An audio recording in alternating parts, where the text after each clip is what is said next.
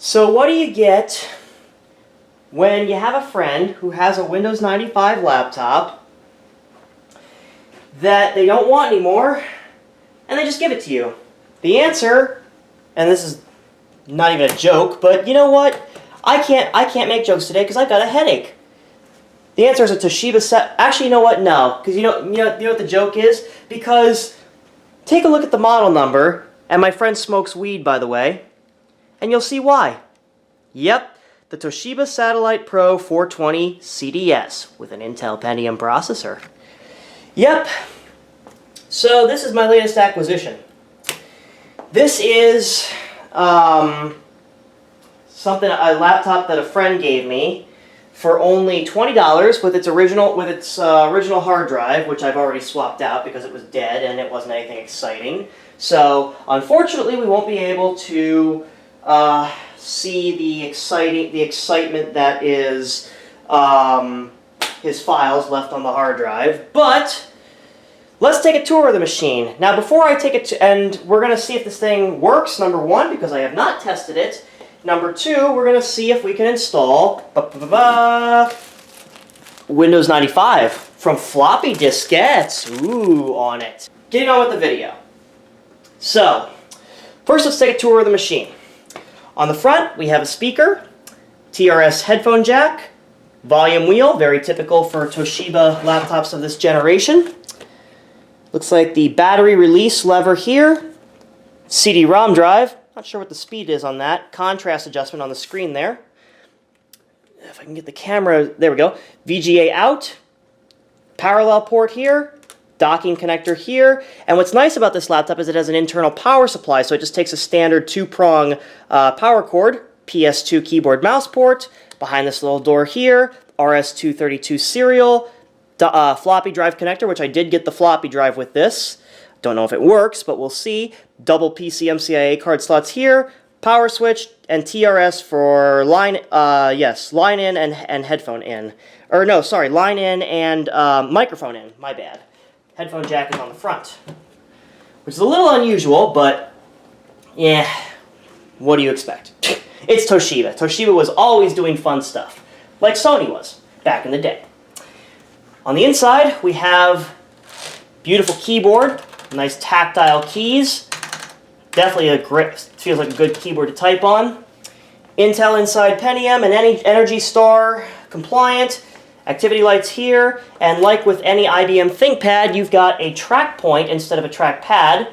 And the top mouse button on Toshiba, this is typical of Toshiba, they had the top mouse button be the left button and the right mouse button as the bottom button. Now, my friend claims that the battery on this laptop actually holds a charge, or somewhat works. So I don't have it plugged in right now. Let's see if he was right. Let's see if he was right. Here we go. Let's point the camera up. I'm going to hit the power button and see what we get. Oh my gosh. Okay. Wow, he wasn't kidding. He wasn't kidding. The battery actually does work. I hit the power button and the thing booted up. Yeah, we know the CMOS battery's dead. No surprise there. Zoom in a little bit on this. Let's see what we got for specs. So we have 40 megs of RAM. We have display adapter, just VGA compatible. Doesn't tell me what does it say. VGA segment address, LCD, 222K colors, power on display, internal, external. Yeah, it doesn't tell me what kind of. I've heard though this is an 800 by 600 display from what I saw online. Thankfully, no passwords have been registered. Serial, parallel mode, sound system. Oh, you can change the interrupt level, the interrupt request level. That's kind of cool. Power up mode, boot. Well, why wouldn't you want it to boot? Well, what other values can you do? Resume. Oh, boot or resume. Okay, I see. So, CPU cache, battery save mode, alarm volume. Oh, that's going to get annoying really fast. System beep, alarm power on, keyboard, layout functions. So yeah, pretty standard here, but yeah, this is pretty cool. This has a 100 megahertz Intel Pentium processor. I put in a, I think my friend said it has a 6 gigabyte hard drive, but we'll find out when we go to install Windows. Now, he did say that it doesn't boot to anything. It boots up to a, I guess, disk I/O error or something. I'm not sure if that's just because it can't boot off the hard drive, but or if that's because, but we'll find out. We're going to troubleshoot that, obviously, because he said it doesn't even attempt to boot off the hard drive. So, okay, there's its memory check. What we're going to do, though, is we're going to put in the Windows 95 boot disk and see if this will boot off of the floppy drive, or boot off the floppy, and see if it'll detect the hard drive then. Because I think it's just not able to boot. I think it's just probably just either, because I don't even know what's on this drive. He didn't say. Yep, so disk I/O error. So yeah, so either there's no OS on here or the disk is not properly inserted. Okay, so we know how to fix that. Let's go ahead and power this down. Grab our handy Windows 95 floppies. And let's get this thing booted off the floppy disk. Alright, so I got the AC adapter and, well, AC adapter, in air quotes, and floppy drive hooked up. Let's go ahead and bust out our Windows 95 floppy set here. And see what we got. So we've got, let's see, this is the 7, okay, so here's the first set of disks. And how many disks do we have? 7, 8, 9, 10, 11, 12, 13, 14. So yeah, this is Windows 95A because Windows 95A came on 13 floppies. Interesting. So we're going to be installing the original, probably the RTM release of Windows 95. And actually, I don't really want to tear open these. I kind of want to keep these floppies in a safe place. So I'm just going to cut the top off here. I know it's off camera, but you know what? Do that. All right. We're going to put in our good old-fashioned Microsoft branded, sorry, let me turn that over, Windows 95 setup boot disk. So here we go. Hopefully this floppy drive actually works. And apparently I didn't hit the power button. There we go. Third time's the charm. Alright, so let's hope this thing, I did see in the BIOS that it was set to boot off the floppy before the hard drive, or attempting to boot off the hard drive, I should say. So once it finishes the memory check, let's see, okay, it's seeking the floppy, let's see if it actually boots off the floppy. I hope this floppy drive actually works, because if that floppy drive's bad, that's not going to be good. Oh, there we go, starting Windows 95. Okay, phew! Alright, floppy drive works. Crisis averted. Okay, cool. It did read the floppy disk. At least so far. Oh boy. Can't read the... No. Well, never mind. Maybe I spoke too soon. It can't read the drive. Unable to read from drive. Unable to read the drive. Unable to read. Well, that's just great. Oh, but setup still launched? Like, what? Yeah, it's not able to read off this... It's not able to read the disk. Yeah, it keeps failing. It can't read the disk. So... It does seek, though. Yep, unable to read the disk. So... Wonderful. So this floppy drive does not work. Never mind, I spoke too soon. Time to disassemble it and figure out what's going on. Alright, well, this is interesting because I reseated the floppy drive and reconnected it. For whatever reason... Actually, display active partition is what I want to do. Oh, it's non-DOS, though. It's probably Apple is probably what it is. So this drive is 800 megabytes, it looks like. But I was able to get into fdisk. So delete a non-DOS partition, which is what we want to do. Cannot find a non-DOS partition to delete. Oh no, it's primary DOS. I'm sorry. So system is unknown. So never mind. So yes, we actually do want to delete primary DOS. Delete. Where is delete partition? So it actually is. It is DOS. There we go. So yes, we do want to do that. And there is no volume label. So we are going to, which partition do we want to delete? Number 1. There is no volume label. Yes, deleted. Cool. The interesting thing is Windows 95 setup keeps saying it can't read the disk, so I'm wondering if the floppy drive, if the floppy is just bad. because I was able to get into F disk okay. Yes, we'll use the maximum available size. And we will restart the system. So Control-Alt-Delete. Yeah, because the interesting thing is Windows 95 Setups keeps claiming it can't read the disk, but F-disk works. So honestly, I'm thinking we have a messed up floppy here, which kind of sucks because this was the disk is brand new. So it's definitely, I don't think it's the floppy drive that's bad after doing some off-screen troubleshooting. I think it's the disk itself that's no good. So what we are going to have to do is launch setup from... Oh, now it works? Well, maybe it... Alright, well, maybe it just... Alright, well, maybe it wasn't... Oh, you know what it was probably complaining about? It was probably complaining about the C drive. Oh my gosh, okay. So it wasn't the floppy drive it was complaining about. I was going to say, because now, all of a sudden, it has no problem reading the floppy. Now it's actually formatting the hard drive, so, okay. So apparently running F-disk and deleting the partition it didn't like fixed that. Okay. Well, dang. Alright. Alright, kids, so you're in for a treat today. Something a little bit different on the Ben Kleinberg channel, because today, I mean, well, we troubleshot a Toshiba laptop, but we're also going to be installing Windows 95 RTM from floppy diskettes. Now, let me move my matte color classic over just a little bit to the right, because I want to adjust the contrast on the LCD. I don't want to move the floppy drive.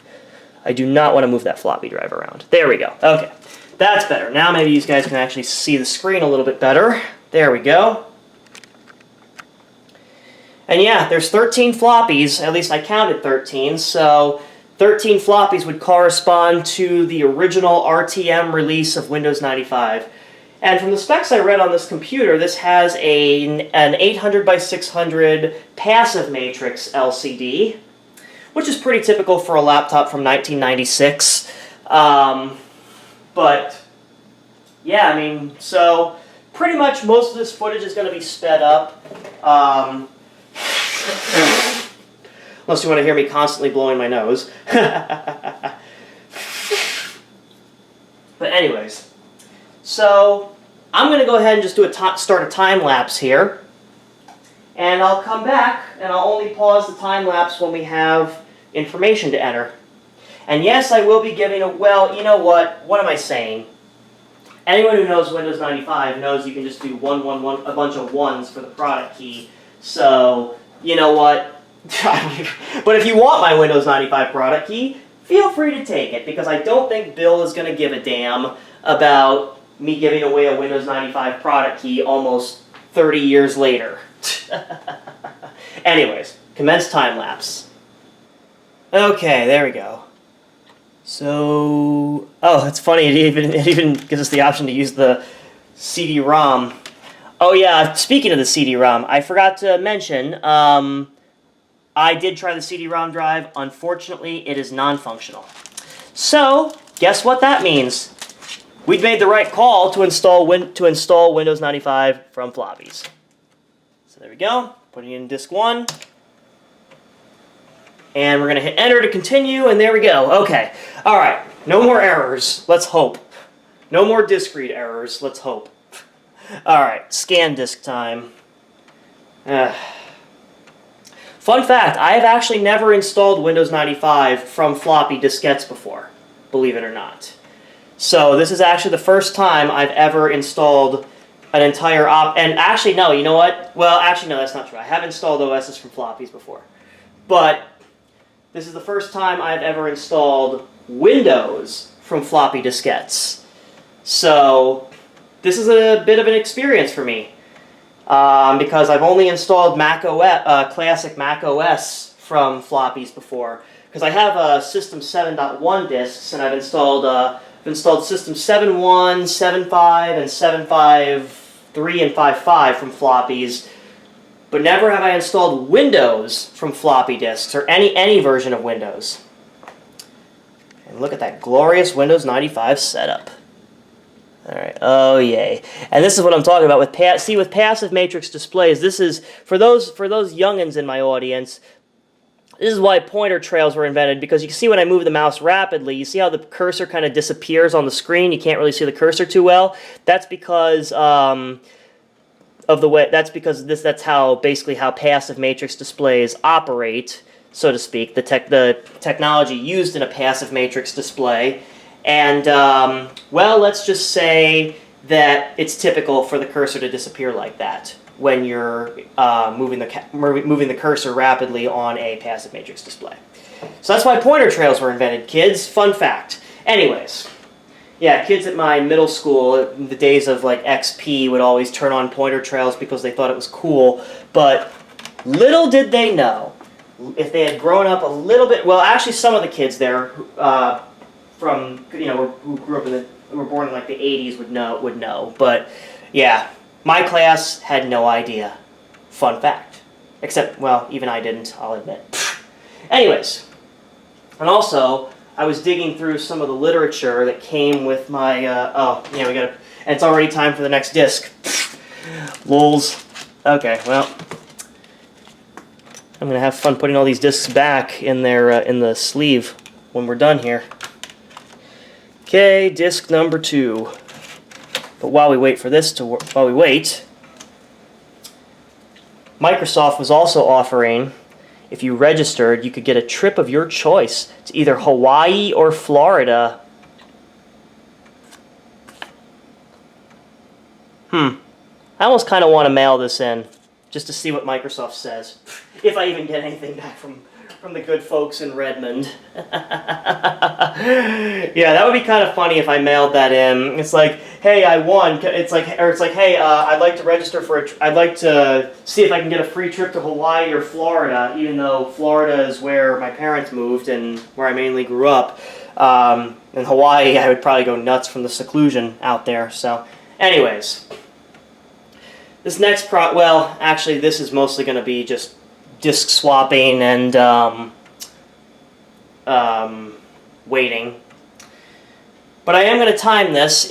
I'm going to start the timer. I probably should have started the timer from the initial formatting of the hard drive.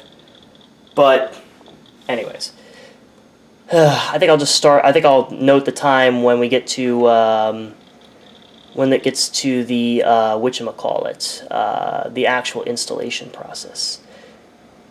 So we are going to install the C Windows. Because we are not installing from a CD-ROM, we don't need to worry about changing the directory out of C Windows 000.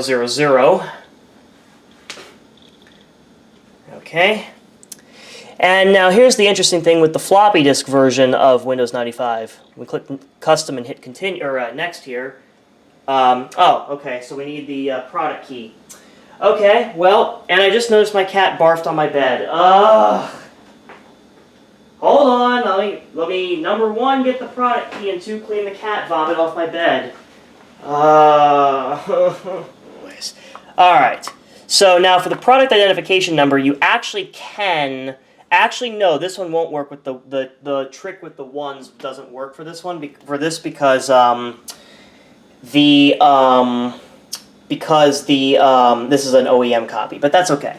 All right, and feel free to follow along if you just want this. If you just want the product identification number, this is for Windows 95A, RTM. I believe it's RTM, but we'll see.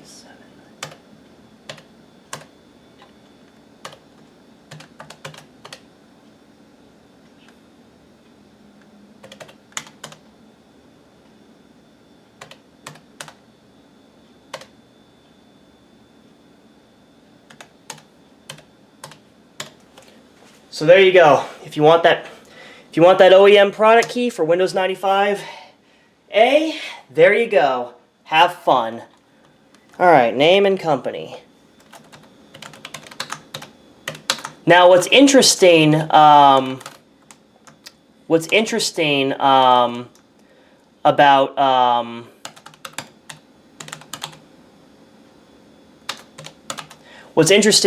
the this here, because since these floppies have not been used before, it actually will let me enter my user information here. But the thing with the floppy version of Windows 95 that I should mention is that once you put in that information in a Windows 95 when installing Windows 95 from floppies, this only happens with the floppy disk version. It will permanently retain that information. So if you use these floppies again, I won't be able to change my name in there. So basically, and they don't tell you that with the floppy disk version of Windows 95. So just something to keep in mind when you're doing this, kiddos. Alright, let's see if it finds the sound card or anything like that. Let's see if it finds the sound card or the CD-ROM. You can hear it seeking the floppy drive, but I don't think that the CD-ROM drive doesn't even eject, so I'm honestly not even sure why I even selected the option to detect the CD-ROM, but it's fine. What's the worst that could happen? Blue screen of death 5 minutes later. Anyways.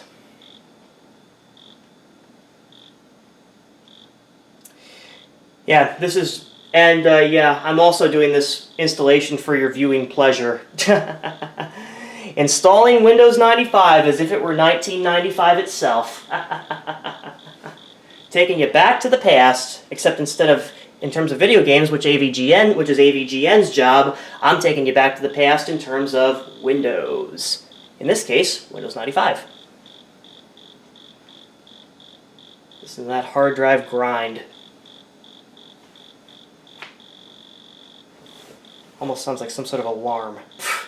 I will say, assuming that these floppies are under the assumption, well, knowing that these floppies are brand new and haven't been opened since probably 1995 or 96, I will say that I'm hoping that all these floppies, despite them being new old stock, I'm hoping that these floppies are actually functional, because, you know, like they, you know, as LGR said, which, by the way, LGR, if you're watching, I mean, I feel for you, man. I saw what happened, you know, in Asheville, and I feel for you. I saw the video on your house, and it was heartbreaking to see that. But so, you know, just I mean, just wanted to say, you know, I'm here for you, man. You need anything? I'm here for you. Anyways, but yeah, I know LGR did a video on installing Windows 95 from floppies on the, what was it, the LGR Mega Aluminum Monster? But anyways, so we don't need MSN, don't need Microsoft Mail, don't need Microsoft Fax. Okay, kids, so here is where things get interesting, because the floppy disk version of Windows 95 does not have certain things that, or certain features, I should say, that the, that the CD-ROM version does. You notice that multimedia is here, but we don't have like desktop themes or anything like that. Like media players here, sound recorder, volume compression, etc. But stuff like desktop themes and the media folder, what is it? Yeah, C Windows Media, the fun stuff folder. None of that is available on the floppy disk version, which kind of stinks. But at least the games are here. Anyways, so we're going to do accessibility, accessories, communications, disk tools, no Microsoft Exchange, no Microsoft Fax, all multimedia, and no MSN.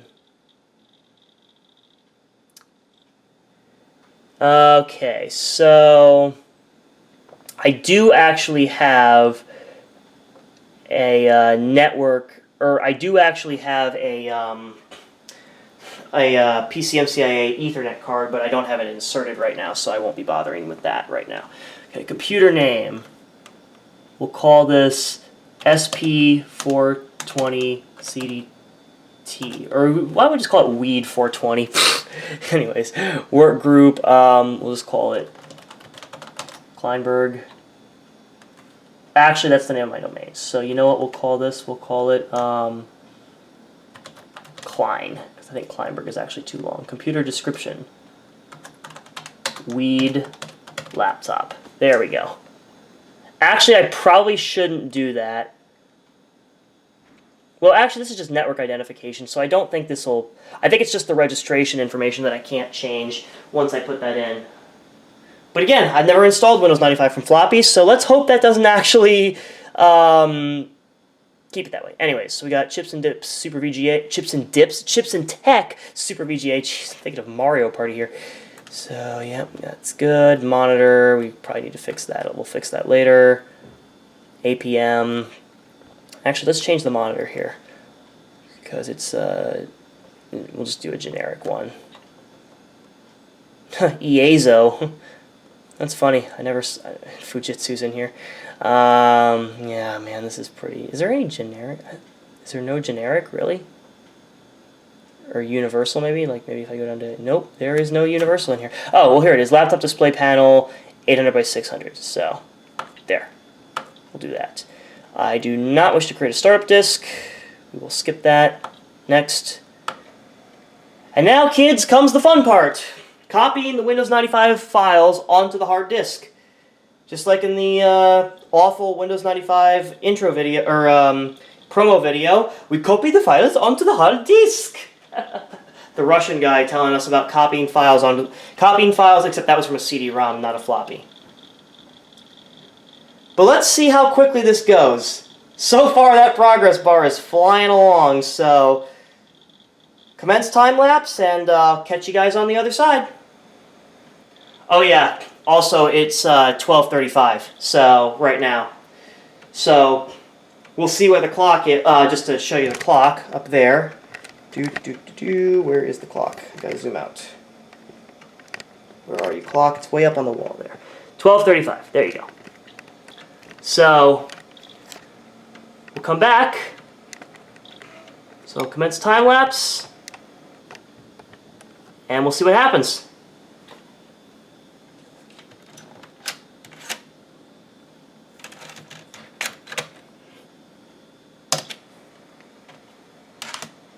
And actually, I'm going to zoom this out. Just, well, nah, you guys want to read the on-screen, you guys want to read the little notes that Microsoft puts, so.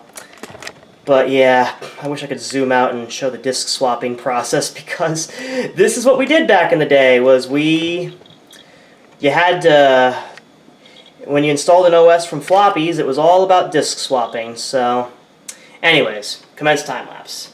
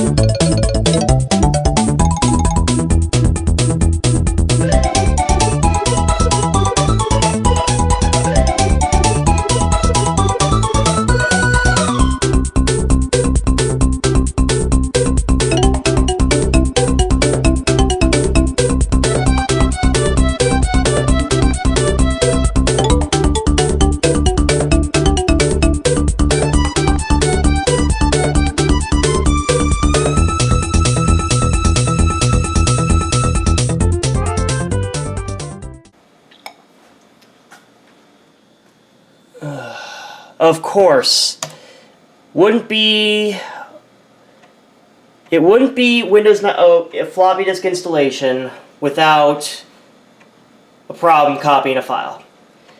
I swear, if it turns out this last floppy is messed up. Oh, and I forgot to mention, there's 14 floppies with this set. I swear, if this last disk is bad, I swear, I'm gonna be... It's like, that's like a big punch in the face. Like, it's like a giant punch in the face, rather, because it's like, I get all the way to disk 14, I have had no problems whatsoever, and it can't copy a file from the last disk. I swear, if this fails because of that if it fails because of that last disk, so help me. So help me God. Alright, well, now it's asking for disk 13, so I'll try to copy the file again, but I mean, I could skip it. It gave me the option to skip if I wanted to, but I would rather not because it's probably going to result in a corrupt operating system. It didn't even tell me which file it couldn't copy. That's the thing I like better about Windows NT, is if it can't copy a file, it tells you which file it can't copy, and you can find a way to locate to locate it, or if the drive's bad, well then you're SOL usually. But so I really hope it's not asking for disk 13 because the installation failed at 97%. I swear, if it failed because of that, if that one file was crucial and and the installation just failed because of this, please God, just, I mean, if that's the case, what I'd have to do is I'd have to order a new CD-ROM drive for this thing because the current CD-ROM drive is completely non-functional, won't even eject, and then I'll have to use my Windows 95 OSR2 installation CD to install Windows. But, like, seriously?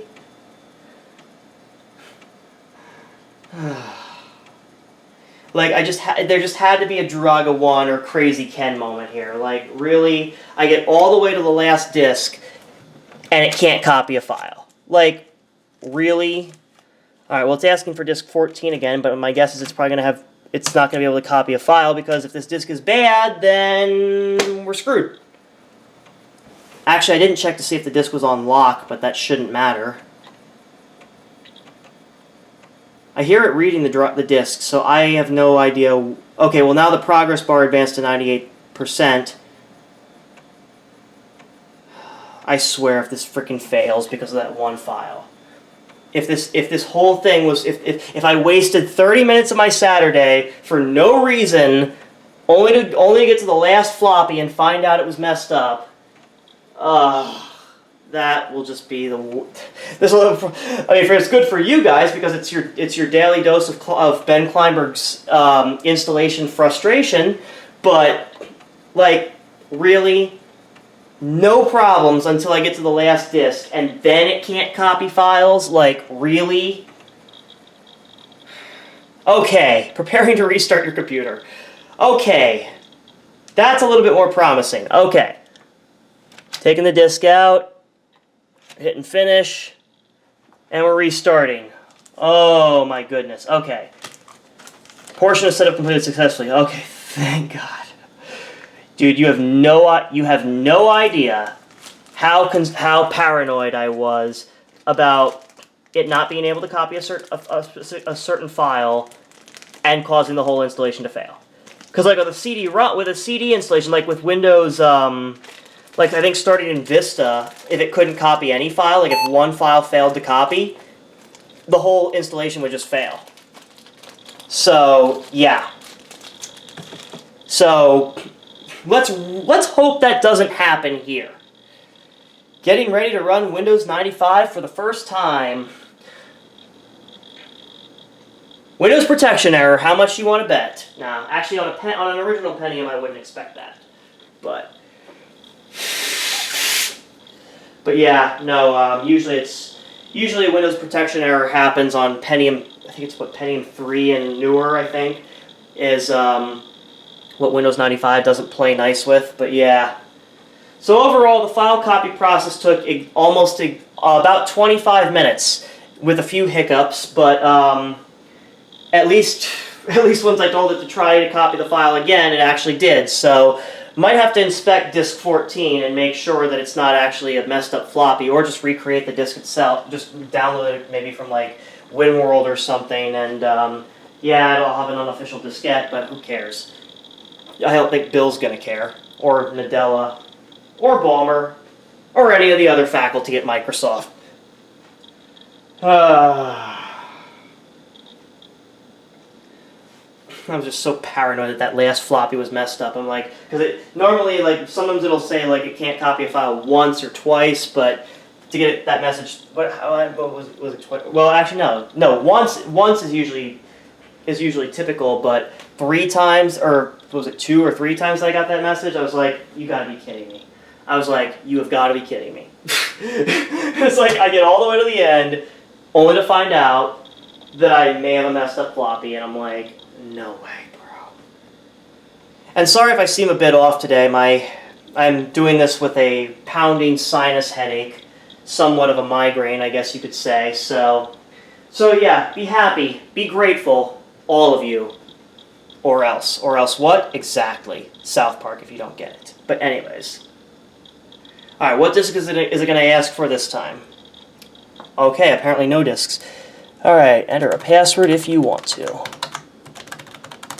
So type my name. I really don't want to put a password, but we'll go ahead and continue without a password, because I don't really want to have a password. Plus, this is Windows 95, so the trick is you just hit escape on the login screen, and that will bypass the login. Or you can bypass the login screen, because in the days of Windows 9X, we didn't really use credentials to log... Well, we used credentials to log into our computer, but it wasn't like Windows NT where credentials were mandatory to log in. If you know what I mean. Turn the volume up here. So we'll see if we hear the... Well, hopefully it got sound off the discs, or the sound driver rather, because otherwise I'm going to have to go hunting down an audio driver, but that's going to be in a later video. And of course, every time it goes to Windows Help, it always seeks the floppy for whatever dumb reason. So this is not Windows 95 RTM, because Windows 95 RTM has the little highlights over the world clock here, so that is actually, yeah, okay. It thinks it's January 1990. Well, to keep things simple, here's what we're going to do. We're going to shake things up a bit. We're going to put July... No, you know, we'll put today's date. But because we're following the same calendar, in 1996. 1995. 1996. Yep, believe it or not, we're actually the current year, which I will not disclose because it's supposed to be 1996, ladies and gentlemen. But yeah, we're actually following the same calendar as 1996. So for that reason, I will be setting the year to 1996. I will not be setting up a printer. So setup is finished configuring your system. Thank goodness. Okay. All right, kids. First boot of Windows 95. So it'll be interesting. This is definitely Windows 95A, or at least I think it is. Well, no, if it's 14 floppies, it's got to be Windows 95A. But yeah, I think the RTM release was 13 floppies, so this is probably just a slightly updated version. Yeah, no, it's definitely Windows 95A, because I see the progress bar going to the left, and I think with OSR2 they reversed the direction of the progress bar at the bottom. Glorious Windows 95 boot screen. Do we have panel stretch on? I actually don't remember what keyboard shortcut that is, but we're running at 640 by 480. But who cares?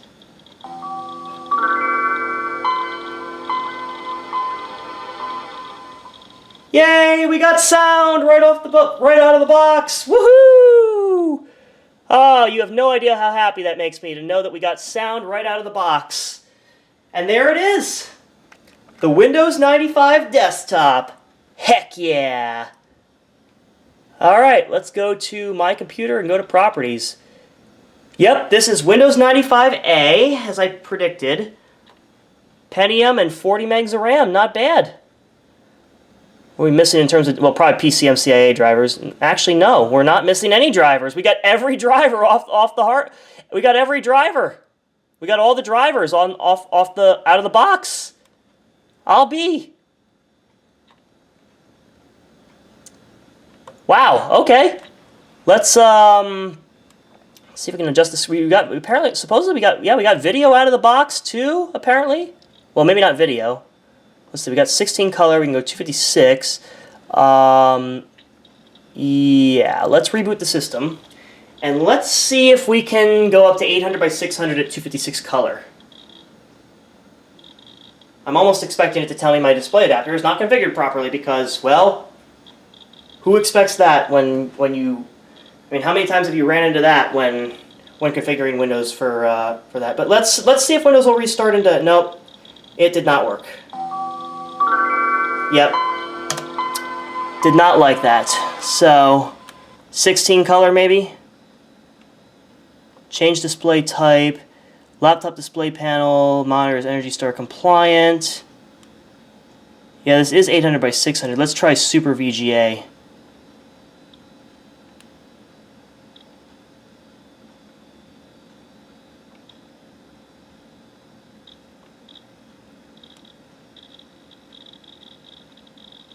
Let's try 800 by 600 with 16 color and see if that works. Or 16 colors rather, I should say.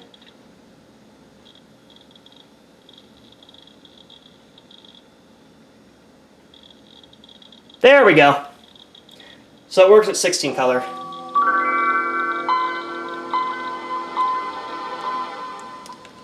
There we go.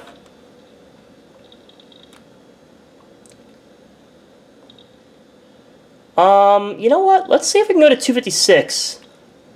Let's see if we can bring the color depth up to 256 with Super VGA selected. I don't know that we'll be able to, but you know what? Let's give it a try. If we get that same error, then we'll tone it back. Then I'll probably have to find a better driver. But let's see.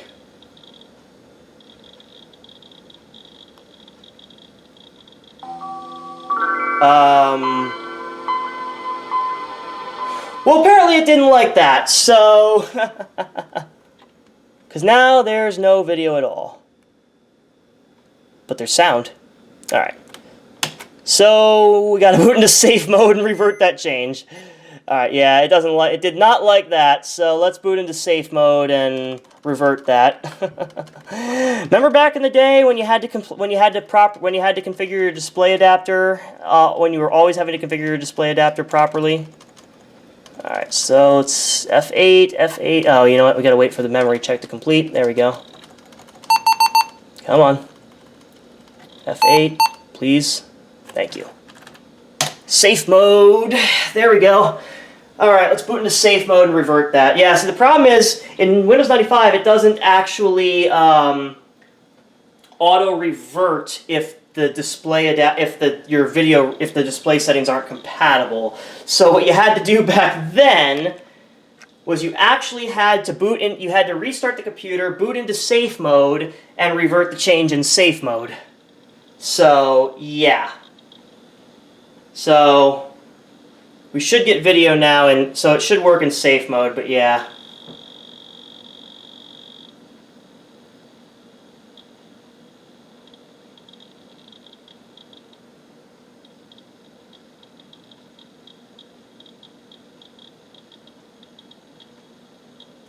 Actually, I didn't even bother to check what video adapter it detected out of the box. Okay, well, we got a cursor, but we're okay. Phew. Sort of afraid there for a second. Okay, yeah, I know we're in safe mode. Okay, we are going to revert the display changes or the display properties. So we are not going to use 256 color. We are going to use 16 color, 800 by 600. Apply, restart. Okay. All right, so that's how you. So, in case anyone's wondering, that is how you fix display issues if you accidentally set your monitor to something that's not compatible, or your display to something that's not compatible. Is you simply have to boot into safe mode and manually revert the change you made. Just for you kiddos who didn't know. I wonder how you do panel stretch. Is it F10 on here? Function F10? Nope. Oh no, that's Toshiba Zoom. Is it F11? Function F11? Nope. Function F5? Nope, not function F5. That's the toggle key for external monitors. Alright, well, I won't futz with it for right now. I'll just let it boot into Windows here.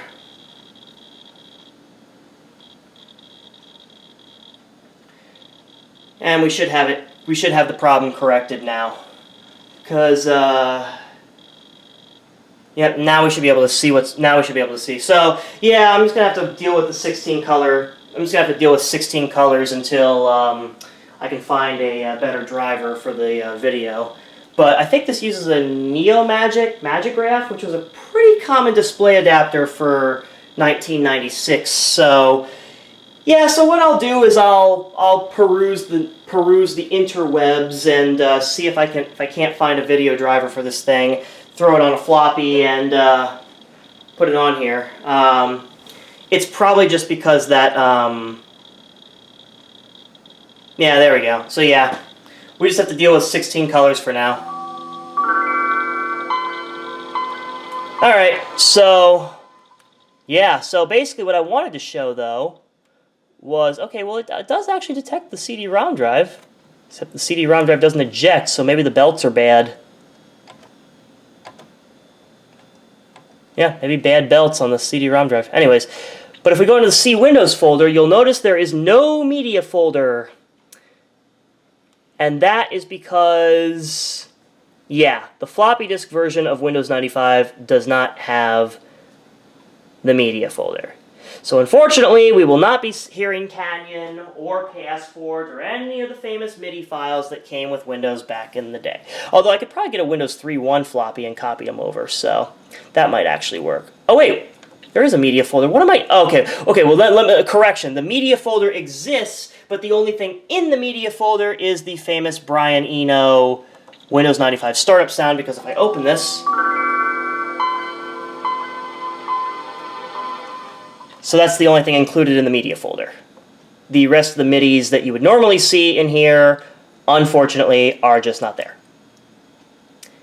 And I wonder, this benjamin.pwl file here, where did my cursor go? Okay, well, first thing I'm going to do is I'm going to enable pointer trails because, okay, yeah, there it is. See, that's what I'm talking about. See what I'm talking about with pointer trails?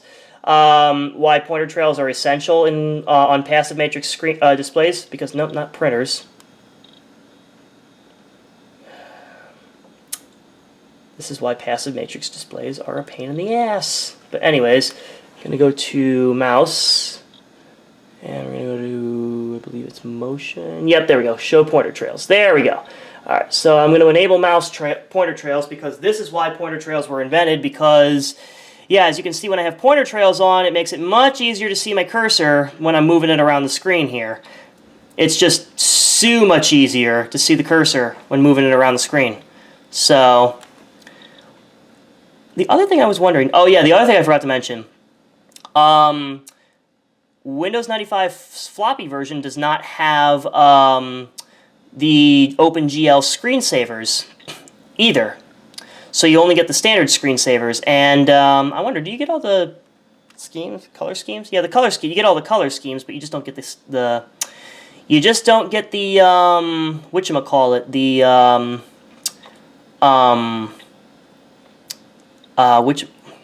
OpenGL. Geez, couldn't think of the word there. So let's go ahead and personalize. Oh, well, the clouds does not look good in 16 colors. So you know what? We'll just leave this as is. I do want to go to the sound properties, though. Actually, no, I forgot. You can't do it from the icon on the notification area. So we got to go to sounds. Oh, well, that's nice. We only have... Do we only have one sound in here? Yep. Yep, there's only one sound in here, but there, schemes is down here. Do we have, like, the Musica sound? Nope, just Windows default. Yeah, I don't want to save the other one. We'll just use Windows default for now, but I think that's the only, the only sound is, yeah, no, there are no sound schemes in this. Like, you don't get, like, Musica or anything like that. It just has the Brian Eno Windows startup sound. If we go into multimedia, so we have an ESS audio card, ESS audio drive. What do we have for MIDI? OPL3 FM synthesis. So that's actually not bad. So yeah, if I put the if I put some MIDI files on here, we could probably get some. We could probably get pretty good FM synthesis with that. Go to the power control panel here. Yeah, that battery is 2.2 hours remaining. That's pretty amazing that battery still works. I honestly can't believe that. Yeah, and I believe we do have, this includes Internet Explorer 1.0 on it. But yeah, I've never actually played with Windows 95 A before. I've played with B and C, but I've never played with A before. Oh, that's nice. So the README So in recent docs, we have the README and we also have the Microsoft sound. Good to know. So it gives you so it has a README file. Again, good to know. All right. So in total, the installation took about an hour, but that's pretty typical. That's about what I was expecting. What I did want to do though is I wanted to see what, because I thought it had like I thought it did get the video driver, but let's see, display adapter. No, chips and text Super VGA. Huh. Yeah, no, it is. It did get the video driver, so I don't need to install it. Maybe I need to. No, the video driver's fine. Huh? Must be the monitor. It's the monitor that's the problem. Because yeah, let me. You know what? We gotta play with this a little bit. We really do. Let me play around with this a little bit. Plug and play. Laptop display panel. Super VGA. Well, it is Super VGA. I wonder what Toshiba. Let me see if Toshiba has. If we go down to Toshiba here. Well, actually, okay, Toshiba. Oh, see, that's the problem. I have no idea what display model this is supposed to be. Yeah. Well, I'll Google it and I'll figure out which. I'll figure out. What I need to select here because I can't go 256 colors on compatible devices. Well, that's real helpful, Windows. All right, so I'll figure that out later. But anyways, hope you guys enjoyed. If you liked the video, give it a thumbs up. They help out a lot. Subscribe if you want to see more, and I'll see you guys not too far in the future. Take care, everybody. Bye-bye. Oh, and one other problem with Windows 95, floppy version, I should say. No ta-da sound when you shut down the computer. Wah, wah. But at least we have soft power, which is actually a bad thing because I like that cool, it's now safe to turn off your computer screen for systems that don't support soft power. Anyways, for real, end of video. Ho ho, I lied. It wasn't the end of the video. Yeah, I just wanted to provide, this is actually just an update on the Toshiba Satellite Pro 420 CDS. So, it is the next day, and I have I know yesterday we installed Windows 95 from Floppies on this thing. But a couple things, I actually managed to get the CD-ROM drive working on here. It just turns out that it got bumped during shipping. And it was just enough, even though it looked like it was pretty snug in there, it was not quite seated right and locked in correctly. It was just weird that Windows actually detected a CD-ROM drive at all. But yeah, I did get the CD-ROM drive to work, and it works perfectly fine. It is an 8-speed CD-ROM drive. So, because the floppy disk version of Windows 95 is monotone and boring, I went ahead and just reinstalled Windows using my Windows 95 OSR2 disk, which I'll go ahead and boot this up so we can actually, or you can actually see it. And yes, I am running this off the battery, and I honestly can't believe it's amazing. This battery is the original battery. I looked at the date code. It's from 1996. Interestingly enough, it's a lithium-ion battery. It's manufactured July of '96. And it holds a full charge. I was able to use this computer for 2 hours. I got 2 hours of battery life off that with that battery, so I'm pleasantly surprised at that. Anyways, I installed Windows 95 OSR2 because obviously it has the Weezer video. Well, the CD version has the Weezer video, I should say. But yeah, no, it's got all the multimedia, the Weezer video, the fun stuff folder, hover, and you know, basically there's a lot more that you get with the CD-ROM version than the floppy version. I also found a PC card in one of the PC card slots that for some reason didn't initialize when I first booted this up. But, and I actually removed it. Well, it didn't initialize, it was actually off camera, I should say. But, it didn't initialize the first time I booted this thing up. But, yeah, and as you can see, I'm a sucker for the Musica sound scheme, because, you know, it was my favorite back in the day. But yeah, This is Windows 95 OSR2, aka Windows 95B. I'll pull it up here, pull up the specs here, or the system properties rather, so you guys can see that. So there it is. I got Plus for Windows 95, and yes, I used the little hack that breaks that breaks the product key system in Windows 95, Plus 95, and Office 95. Speaking of which, I have a copy of Office. I installed a copy of Office 97 on here, Professional.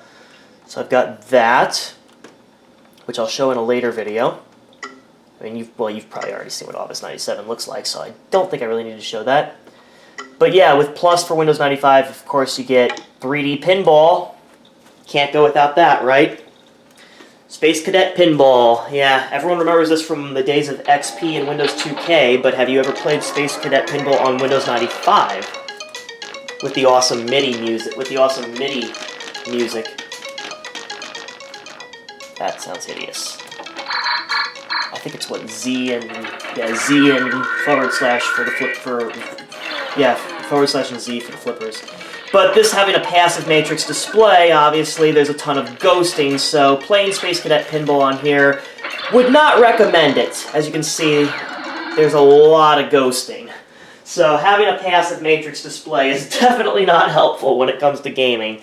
So you probably won't see me playing Doom on here, but I know games like Load Runner, where there isn't a lot of motion, actually work well on laptops like this that have passive matrix displays.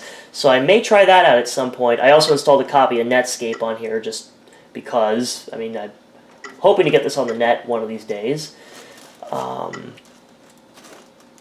what was I going to do? So yeah, also with Microsoft Plus, you get all the desktop themes.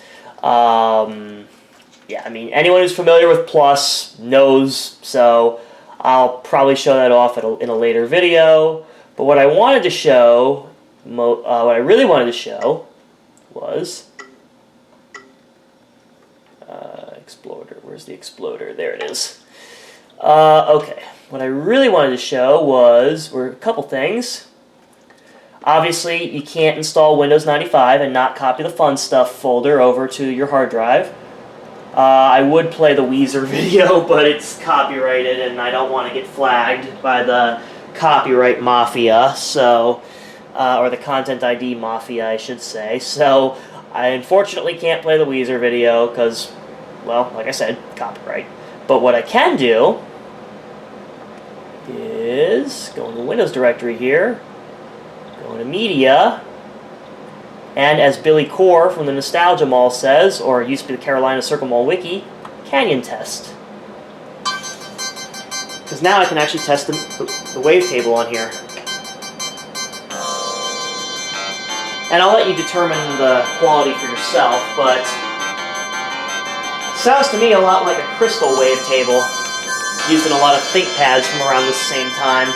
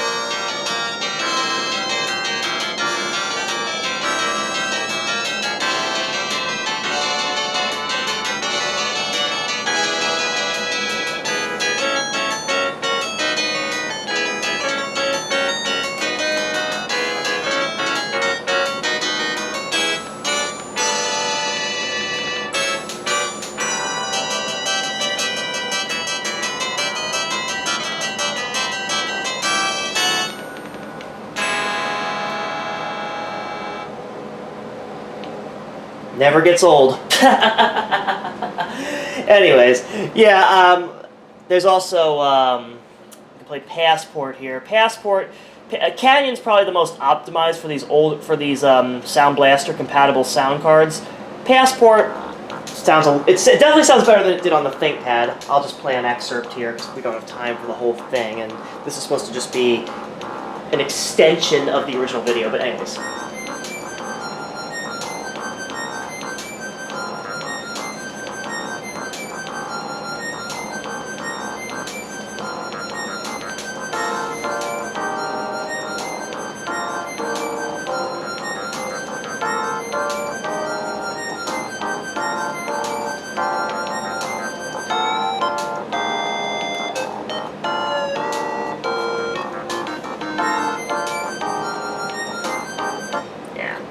I'm not going to play too much more of that because we're sort of limited on time here, and I'm going to make a video about this computer, a separate video about this computer in general.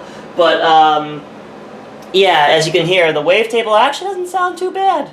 The FM synthesis isn't too bad on this thing. Sounds like a crystal audio chip, and before I forget, let me show what it uses, what kind of hardware it has regarding that. So we'll go to multimedia here and go to MIDI. So it uses internal OPL2, OPL3 FM synthesis, and it uses an ESS audio drive chipset. I don't remember the exact model it has. Might tell me in Device Manager, but anyways, for real this time, I'm going to shut this thing down because I got to get started with the day. Bye.